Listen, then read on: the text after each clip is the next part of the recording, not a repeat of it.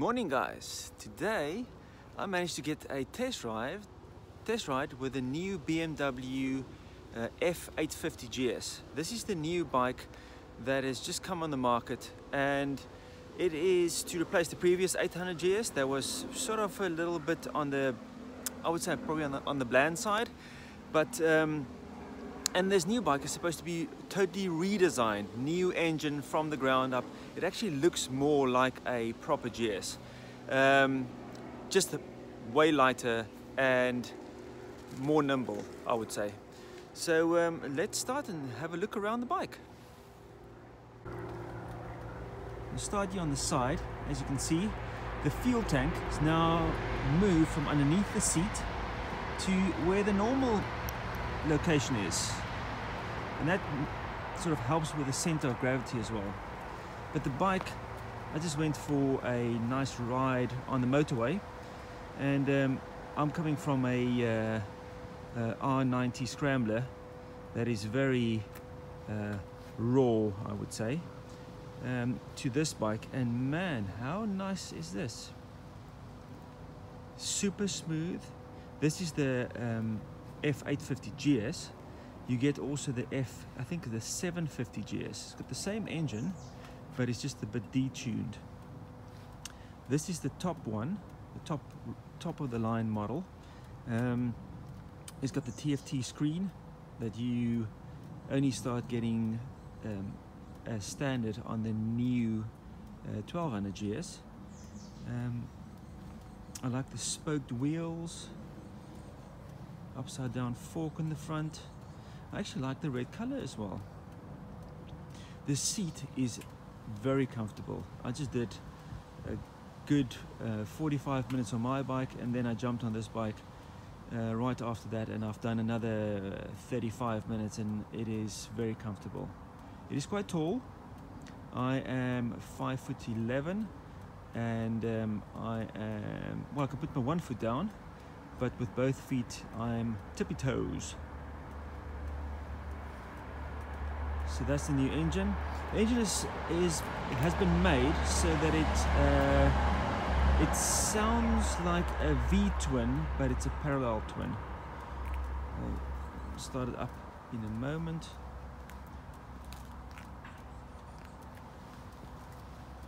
It's a very narrow bike. The seat is wide and you can move around a lot on it.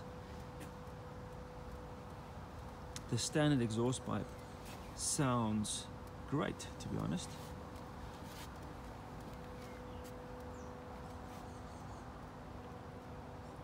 There's the big TFT screen. Just looking here at the back, this is chain driven, so no shaft drive. It is smooth, it is nice and smooth. It's got this one has got the dynamic ESA suspension, so on the fly changing of that, one up, sport, road, do all the two up as well. This one has also got the quick shifter built in, up and down. That works perfect. It does feel a bit weird to have a quick shifter on this type of bike, but as quickly you get used to it. On the left hand side, we've got all the buttons. You've got the horn, the turn signals, indicators. That's pretty much standard now. This is where you set your riding modes, hazards. I actually don't know what that is, to be honest. It might be fog lights or something. And then that is cruise control. The mirrors is the standard mirrors. Works well, solid, doesn't vibrate, so that's always good. This one does not have the keyless entry, but I think there is an option for the keyless entry. There's the big TFT screen. I'll switch that on in a minute. And then on the right hand side, we have the start stop. We've got the mode buttons, and then you've got the heated grips. Heated grips is now standard.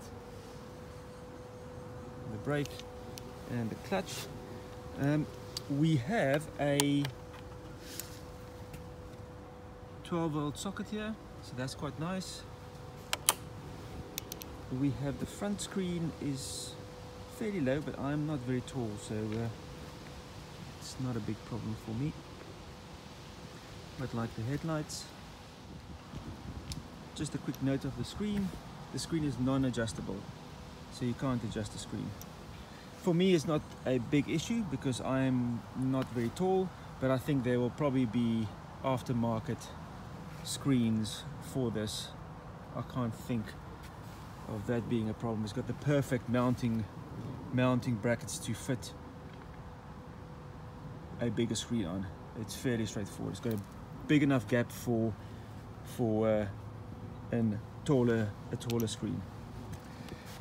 As you can see as well, the brake levers is adjustable. So there. On this side, it's fairly straightforward. Again, the foot pegs is the thin ones. If you want to do a lot of off-roading, you'll probably want to put on the wider ones, but it's a standard brackets. And you can also take out the rubber bits, so that's quite nice as well. This one comes with a center stand, so that's quite nice as well. And again, at the rear, all these things can be bolted off, so that's very nice, to be honest. You know, if you want to really kit the bike out for one-up riding, you can take all these bits off. Also, if you do fall over and you bend it, you can also take it off and replace it. You don't have to replace the whole frame. Brembo brakes at the rear, single, and then the exhaust. It's probably going to be loads of aftermarket spares or parts for that. Got a big catalytic converter there underneath the bottom. What about the front here? Got the radiator grille, you can see there, and the exhaust. It's got the upside down forks. I think they said it's a good bit of travel. I'll actually have to go and check on the web and see how much travel that is, and dual Brembo on the front. This one has the rims with the spokes. I think the 750 comes with a normal the alloy wheels, but you also get this in gold. So the rims is gold. I think that is if you buy the color scheme, so sort of the rally color scheme. Would probably say that looks very much like the similar color scheme as the African Twin, but hey, don't have a problem with that. So that's the seat.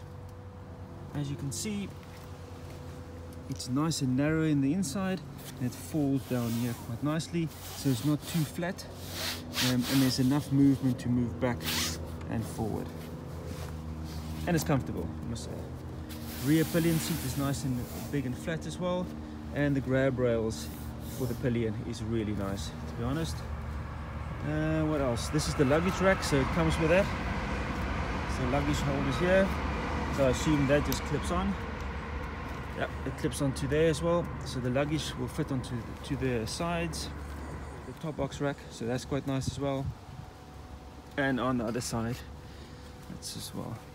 So what do we have for the tire?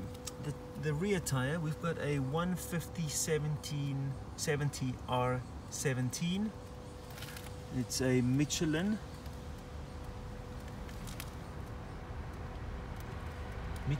Anarchy, I think, Anarchy 3. Michelin Anarchy 3. Just the tires on the front. This is also Michelin's, I would assume so, and that's 90 by 90 by 21, and that's also the Michelin Anarchy 3s. This is the TFT screen that BMW launched some time ago, and this comes now standard on this 850.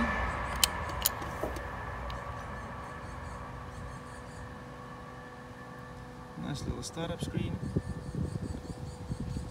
And there it is. As you can see, I'm just going to switch on the heated grips. That says it's on number 3, number 2, number 1, and then off. So this one has got 3 different settings, where the usuals are usually it's 2 and 1 and off. Okay, and then we're going to go through the modes. The mode button is here on my right hand side, that gives me dynamic, enduro, rain, road, dynamic.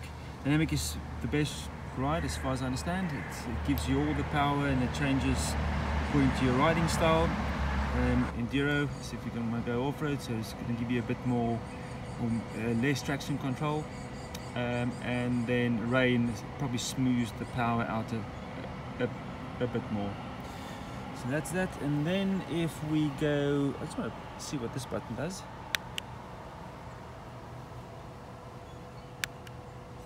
I don't know what this is.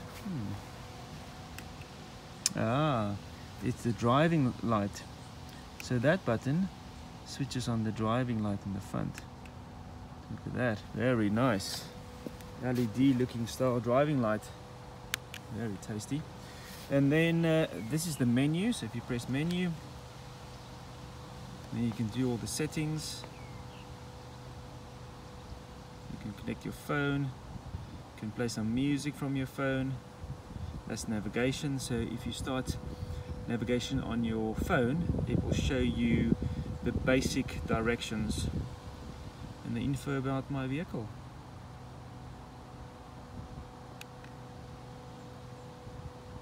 That's it. Very nice, to be honest. Back to menu. And then, very nice. So if you press the menu up, that was now all menu down arrow. Menu up arrow, that you change the bits here on the top. So it shows you your fuel tank capacity, total mileage, trip 1. That's time for coffee break, it's a long ride, average, and then your fuel consumption. And oh, sorry, till you need to fill up. The next is that button for your suspension settings. This basically, so you change between dynamic and road, and then the second one is the little helmet and the shock that you can change to luggage. One person luggage, 2 persons and 2 persons luggage. So it just tightens up the back. So that's that. And now let's start this one up so you can hear how it sounds like. I'm filming on an iPhone, so you might not hear the full sound, but let's have a listen.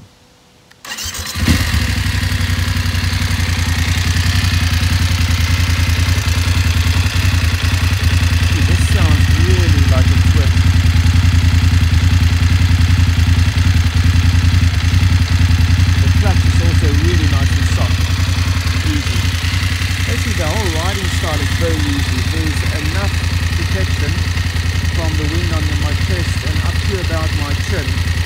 Again, I'm 5'11", so there's enough pressure on the front of my helmet to just keep that off, and very comfortable to ride. I was doing 75 miles an hour on the motorway behind cars, so there's a lot of buffeting and a lot of not nice smooth wind, and it is quite windy outside as well, and it's just really comfortable. There's no pressure on your chest, there's no you just sit in comfort, to be honest. But so that is it. I have to get going to take the bike back. I've got 20 minutes to take the bike back, so let me get going. So guys, that concludes the little, what do you call it, a quick review, a quick update really. It's more like an update video on the f850GS. Really nice bike. I think definitely go and try it before you buy the full 1200GS. If you need something that's a little bit lighter and a little bit less costly, and if you want to do a bit of green laning, it is a really comfortable, nice riding bike. This test ride was through the guys at Bahnstormer in Maidenhead. I think they've got an Elton as well, so if you guys are keen, speak to Aldo at Bahnstormer in Maidenhead. He will sort you out with the test ride, and do yourself a favor, go and ride this bike. It is really nice. I am really excited about this bike. So I'll see you guys next time. Cheers.